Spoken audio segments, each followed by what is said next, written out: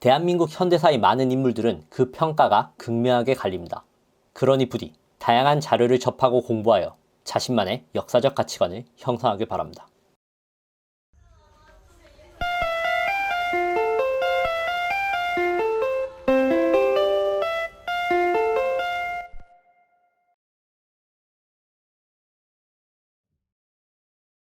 녹화 중이야? 녹화 중이야? 맞아? 오케이. 반장! 인사합시다.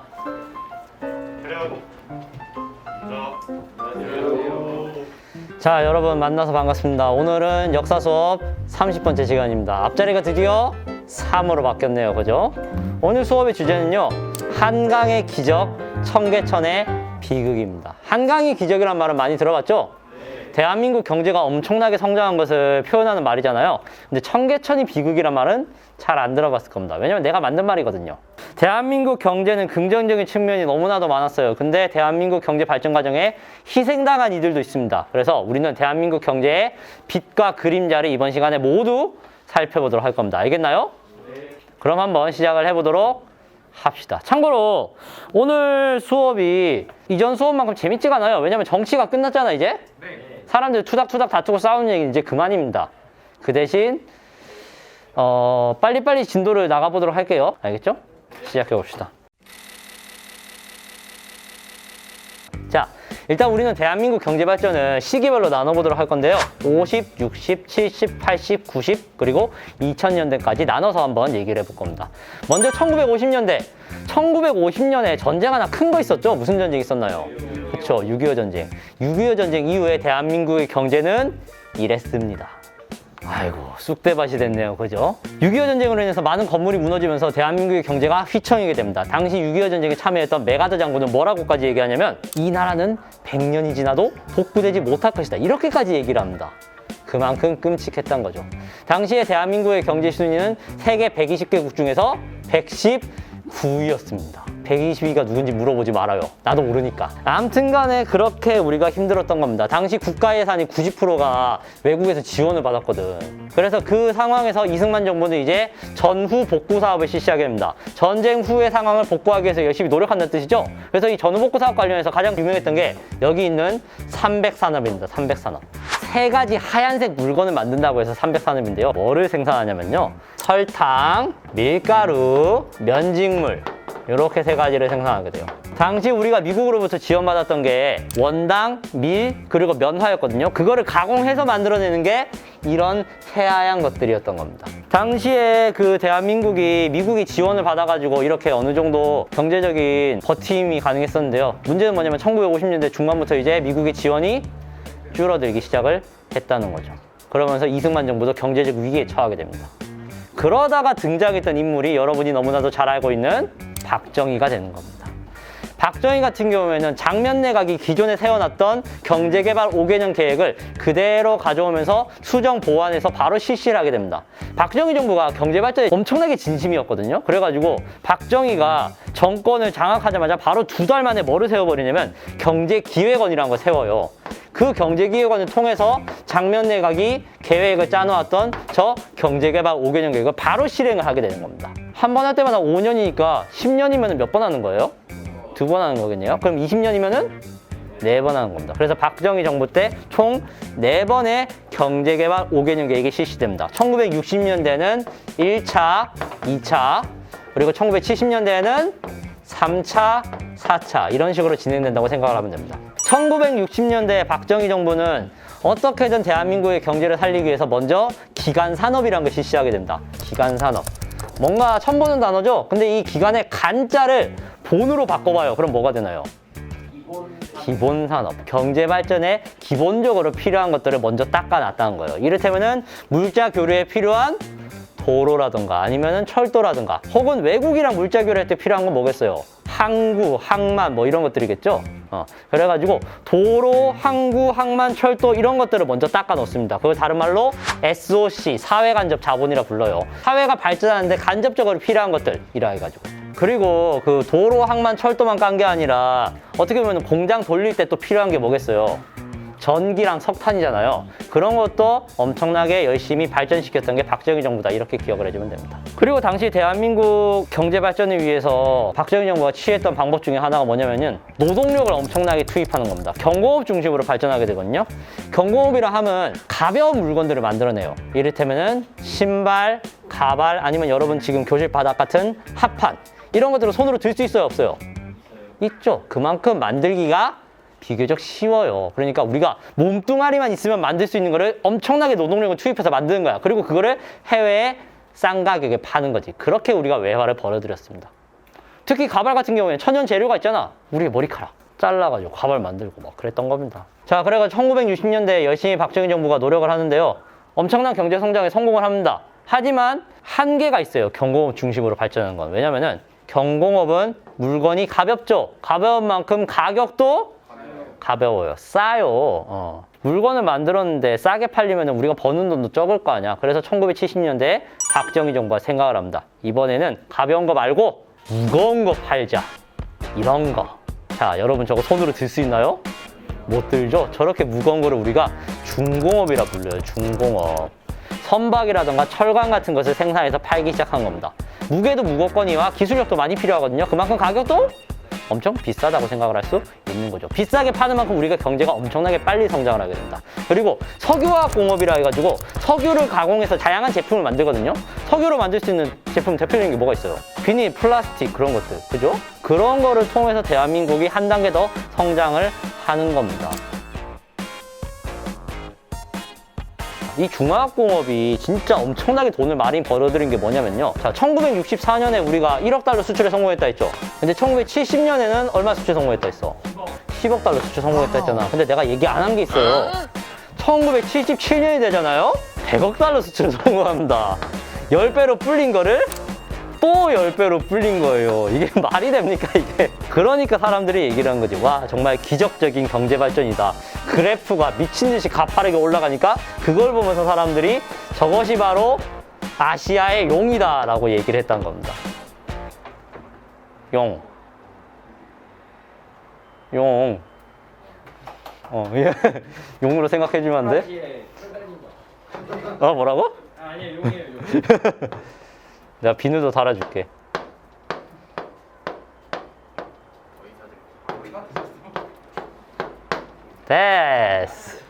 됐어, 완벽해.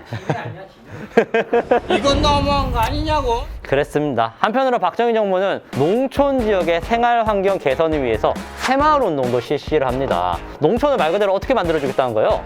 새로운 마을로 만들어주겠다는 겁니다. 흙길로 엄청나게 불편했던 것을 아스팔트 길로 쫙 깔아버리고 초가집도 다 시멘트집으로 바꿔줍니다. 그러면서 트랙터 같은 최신 기계도 막 지원을 해줬던 거죠. 그래서 농촌의 발전을 위해서 박정희 정부가 힘씁니다. 물론 사람들이 얘기하는 게 새마을 운동이 있어봤자 결국 농촌과 도시의 격차는 커질 수밖에 없었다, 뭐 이렇게 얘기를 하긴 하는데, 어쨌든 간에 새마을 운동이 농촌 생활 개선에 큰 도움이 됐던 건 사실이긴 합니다. 그렇게 1960년대와 1970년대를 박정희가 멱살 잡고 경제 발전을 쫙 끌어올리게 되는 겁니다. 물론 몇 번의 위기는 있게 했어요.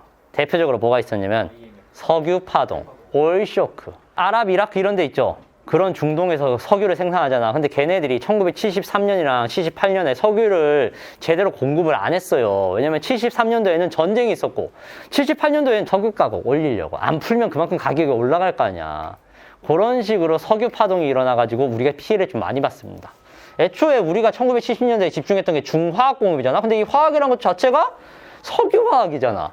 그래서 우리가 피해를 많이 봤습니다. 중공업 같은 경우에도 석유가 많이 필요했었고, 1980년대 중반에 우리가 그걸 어떻게 극복을 하냐? 운이 좋았어요. 3조 호황이 찾아오게 됩니다. 세 가지의 중요한 지표가 낮아지기 시작한 거예요. 유가, 달러, 금리.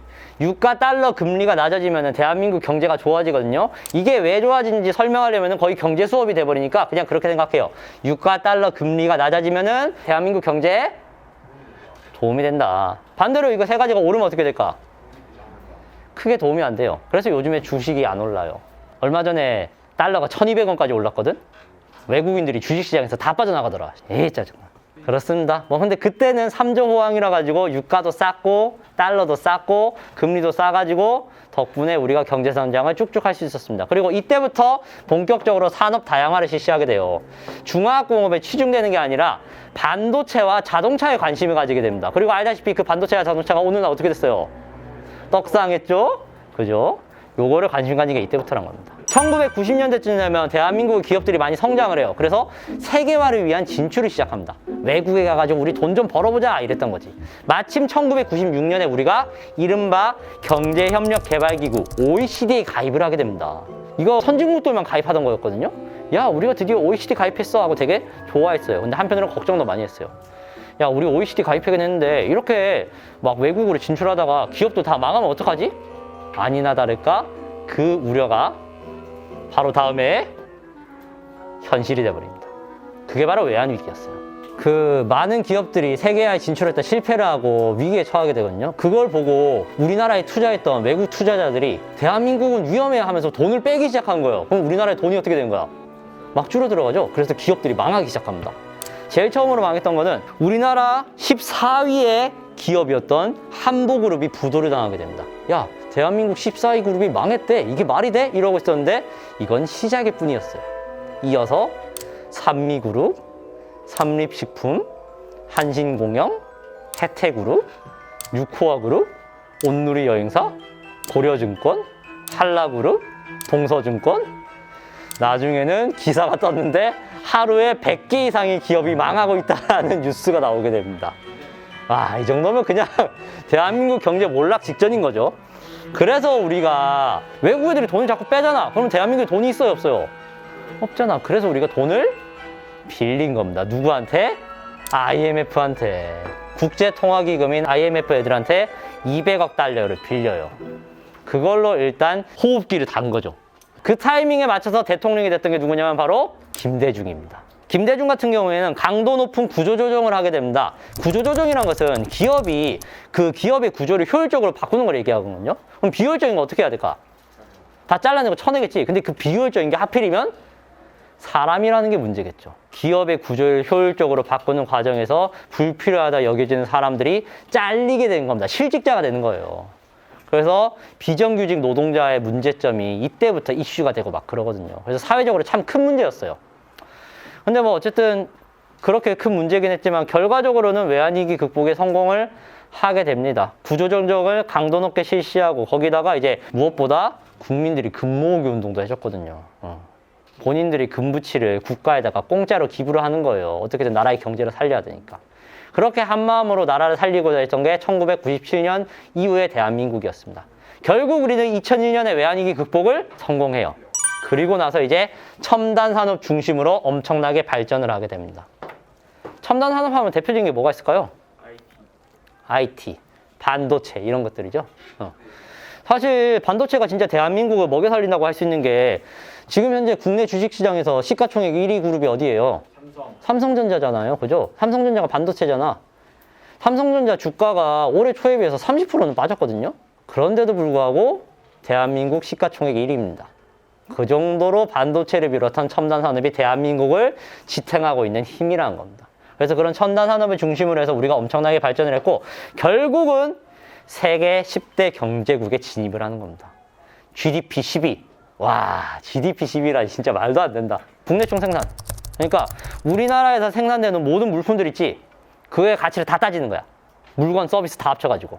근데 그게 우리가 세계에서 10위인 겁니다. 쩔죠? 그만큼 생산 활동이 활발하다는 겁니다. 그래서 세계 10대 경제국에 진입을 하게 됩니다. 야, 메가더의 말은 틀렸나요? 맞았나요?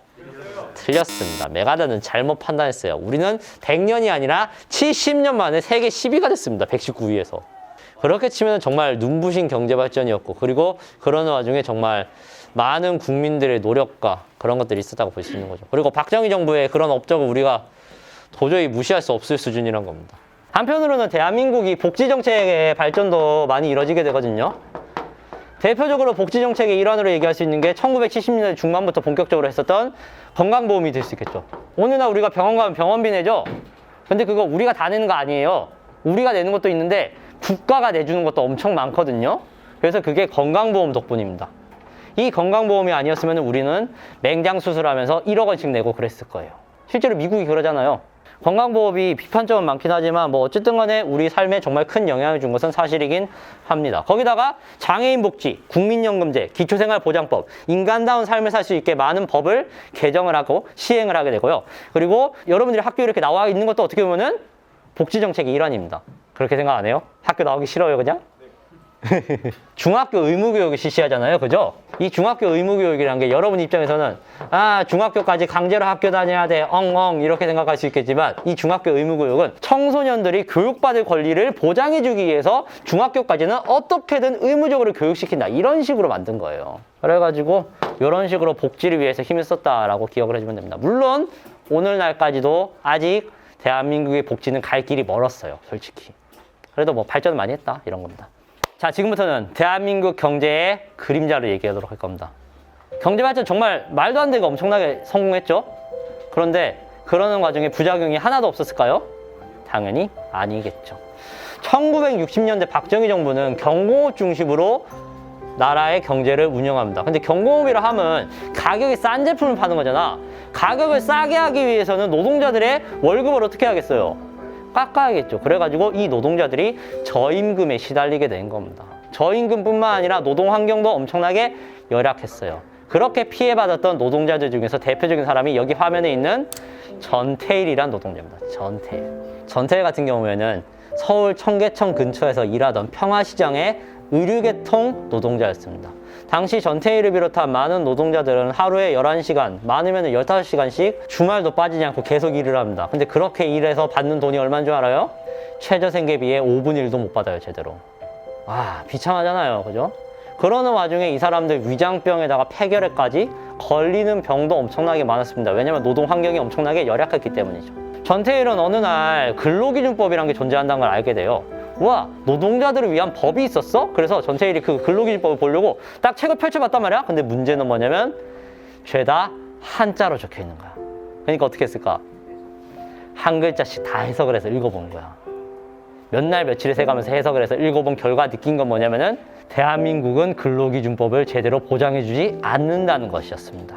그래서 전태일은 이러한 현실을 극복하기 위해서 편지를 씁니다. 누구한테? 박정희 대통령한테. 존경하는 대통령 각하 안녕하십니까? 저는 의료계통에 종사하는 재단사입니다. 근로기준법에 의거해서 저희들은 많은 권리를 보장받아야 되지만 현실은 그렇지 못합니다. 저희들의 권리를 보장받을 수 있도록 도와주시면 너무너무 감사하겠습니다. 존경합니다, 각하. 뭐 이런 식으로 글을 썼단 말이죠. 그런데 그게 박정희까지 절대로 가지를 못하겠죠. 이게 어떻게 박정희까지 올라가겠어요? 중간에 컷되겠지. 그래서 전태일은 친구들이랑 모여가지고 이제 노동 단체를 만들어서 항의를 합니다. 사장님들한테. 근데 사장님들은 돈이 많으니까 그 돈으로 누구를 고용하겠어, 당연히. 깡패 고용해가지고 지근지근 밟아버리는 겁니다, 전태일을. 현타가 온 거지. 편지 써도 안 되고 우리끼리 뭉쳐봐도 안 되고 나의 이 뜻을 알릴 수 있는 방법이 뭐가 있을까 생각하다가 결국 전태일은 본인의 주장을 알릴 수 있는 가장 극단적인 방법을 선택하게 됩니다. 그게 바로 전태일이 평화시장 한복판에서 이제 몸에 휘발유를 뿌립니다. 그리고 라이터에 불을 붙이고 그대로 몸에 던져요. 그렇게 온몸이 타들어가면서 전태일이 외치는 겁니다. 근로기준법을 준수하라. 일요일에는 쉬게 해줘라. 오늘날은 정말 당연한 거잖아. 근데 그 당연한 것이 그때는 당연하지 않았고 그래서 전태일이 몸에 불을 질러가면서 그것을 외치고자 했던 거죠. 결국은 전태일이 사망하게 되는데요. 죽기 전에 마지막으로 했던 말이 뭐냐면은 배고파 였습니다. 이틀 동안 라면 한 개 먹고 버티고 있을 때 얼마나 노동자들의 현실이 끔찍한지 우리가 알 수 있는 사례라고 할 수 있다는 겁니다. 전태일이 죽음 이후로 대학생들이 노동자들의 현실에 관심을 가집니다. 그래가지고 야학이라 해가지고 노동자들을 모아서 밤에 교육을 시켜줘요. 인권의 중요성, 여러분이 권리를 찾아야 되는 이유 이런 것들. 한편 대학생들이 공장에 위장 취업을 하기도 합니다. 대학생들이 공장에 취업을 왜 할까요? 가장 중요한 목적은 대학생들이 거기 들어가서 노조를 만들어버리는 겁니다. 노동3법 기억나죠? 그런 겁니다. 그렇게 대학생들이 싸워줘요. 그러다가 이제 1987년이 되면은 6월 민주항쟁이 성공을 하잖아. 이때부터 또 노동운동도 활성화되고요. 그리고 1998년에는 노동자와 사용자와 정부가 하나로 뭉쳐가지고 경제정책을 만드는 이른바 노사정위원회라는 것까지 설립이 되었던 겁니다. 자, 여전히 대한민국은 갈 길이 멀어요. 비정규직 문제, 청년 실업 문제, 그리고 도시와 농촌 간의 소득 격차, 농촌 인구 고령화, 해결해야 될 문제들이 너무나 많습니다. 사실 이건 어떻게 보면 예견돼 있었던 거였거든요. 왜냐면은 여기 있는 경제개발 5개년 계획 있죠? 이거 자체를 장면 정부가 세울 때부터 기본적으로 전제로 깔고 들어가는 게 불균형 발전론입니다. 이 불균형 발전론이라는 거는 특정 분야, 특정 지역을 먼저 집중적으로 발전시키자는 거예요. 그렇게 하면 경제 발전 속도가 빠르거든. 그런 다음에 소외된 산업과 소외된 지역을 발전시키면은 결과적으로는 균형 발전하면서도 성장을 많이 할 수 있다. 이렇게 얘기하는 게 불균형 발전론이거든요. 근데 이거 성공했나요? 절반은 성공했는데 나머지 절반이 안 됐잖아. 그죠? 우리가 엄청난 급속한 경제 발전을 성공했지만 그 효과가 모두에게 누려지진 않고 있습니다. 그래서 앞으로의 우리의 정말 가장 큰 목표는 잘 사는 대한민국이 아니라 모두가 잘 사는 대한민국이 앞으로 이제 추구해야 될 궁극적인 목표다라고 얘기할 수 있는 겁니다. 물론 말도 안 되게 어렵다는 거는 모두가 잘 알 겁니다. 그래도 한번 해봐야죠.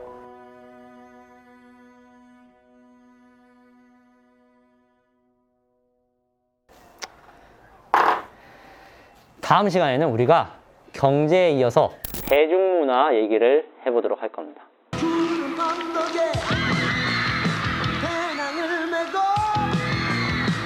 황금빛 태양 축제를 여는 광야를 향해서